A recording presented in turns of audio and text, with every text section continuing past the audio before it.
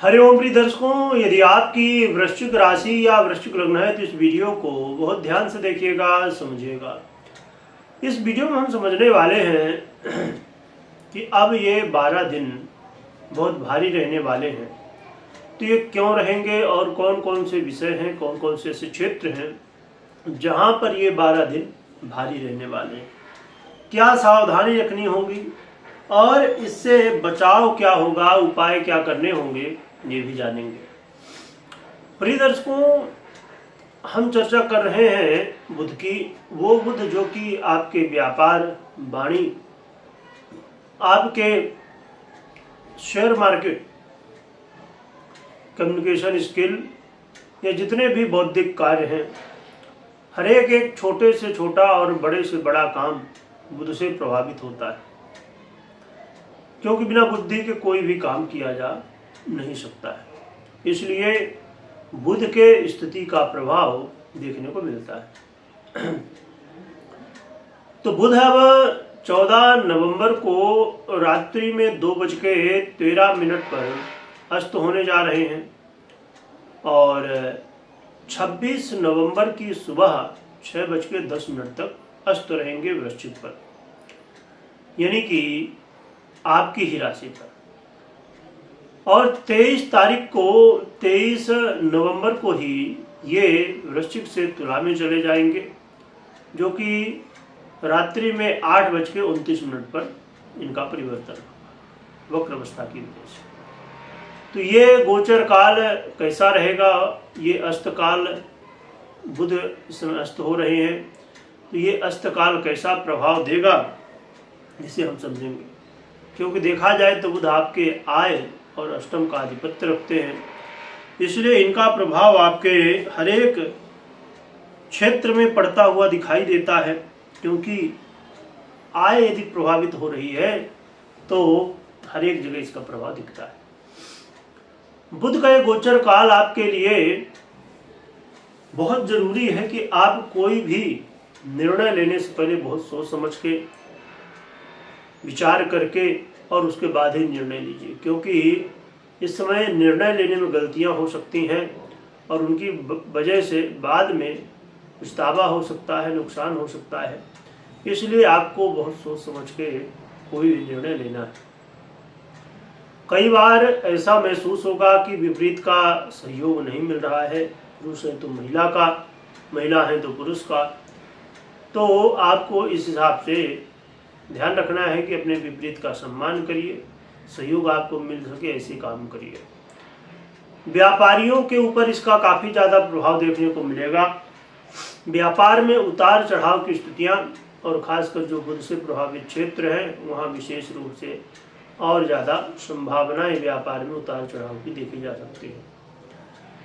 Marriage life में कलह का माहौल, आपस में मनमुटाव, शंका की स्थितियाँ बनेंगी, तो इससे बचने की आवश्यकता होगी।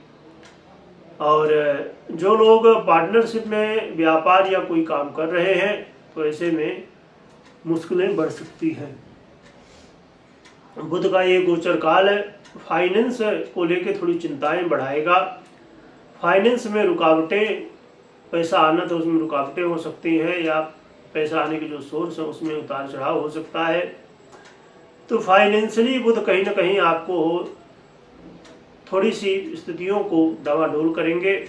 तो आपको फाइनेंस को लेकर पहले से ही सतर्क रहने की आवश्यकता है। बॉस के साथ रिश्तों में थोड़ा सा कड़वाहट आ सकती है और बॉस का सपोर्ट ना मिलने की वजह से काम काज में भी इसका प्रभाव देखने को मिल सकता है। यात्रा करते समय सावधानी, लॉटरी, जुआ, सट्टा इत्यादि से संबंधित यदि आप काम करते हैं तो यहाँ पर भी सतर्कता बरतना बेहद जरूरी है। इस समय कुछ चीज़ें अधूरी रह जाएंगी, जिन कामों को आप कर रहे होंगे, कामों में कोई कोई समस्याएं, बाधाएं आ सकती हैं। 23 तारीख से जब ये तुला में चले जाएंगे तो फिर आपको कोर्ट कचहरी के मामलों में बहुत सावधान रहना होगा। लंबी यात्रा या विदेश यात्रा या विदेश से जुड़े हुए कारोबार या जॉब हो, किसी भी तरह कोई काम कर रहे हो तो जरा सतर्क हो जाइएगा। लोगों से प्रेम से रहने की, मिलजुल के रहने की आवश्यकता होगी। अपने स्वास्थ्य को भी ध्यान रखना होगा आपको। चाहे अभी पहले इधर वृश्चिक में रहे चाहे तुला में रहे, तो स्वास्थ्य का भी ध्यान रखना होगा। और कर्ज लोन की स्थितियों से बचने की आवश्यकता है, ऐसे काम करने से रुकना चाहिए। तो इन सभी विषयों में आपको सतर्कता बरतने की आवश्यकता होगी। क्या बचाव होगा, क्या उपाय होगा, ये भी समझ लेते हैं। सबसे पहली बात तो ये कि आपको कोई निर्णय लेना हो तो आप अपनी पर्सनल कुंडली विश्लेषण के बाद ही निर्णय लीजिए, मात्र गोचर के आधार पे निर्णय मत लीजिए। इसके अलावा हम उपाय की बात करें तो आप अपने घर में बुध यंत्र स्थापित करके विधि विधान से और पूजा कर सकते हैं, बुध के मंत्रों का जप कर सकते हैं, ओम बम बुधाय नमः या इत्यादि अन्य मंत्रों का।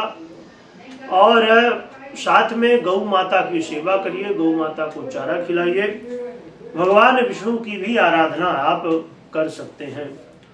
तो इन उपायों को करने से या तो आप रुद्राक्ष भी 4 मुखी धारण कर सकते हैं, जिससे भी या 4 मुखी रुद्राक्ष का माला धारण कर सकते हैं। तो इनमें से जो भी उपाय आपको लगे तो कर सकते हैं।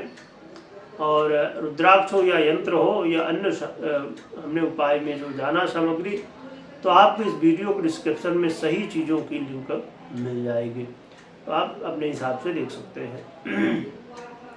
तो ये उपाय कर सकते हैं जिससे आपको बुध के जो निगेटिव प्रभाव हैं वो ना देखने को मिले, कम मिले, और आपके जीवन में हमेशा उन्नति प्रगति हो, खुशी बनी रहे जीवन में।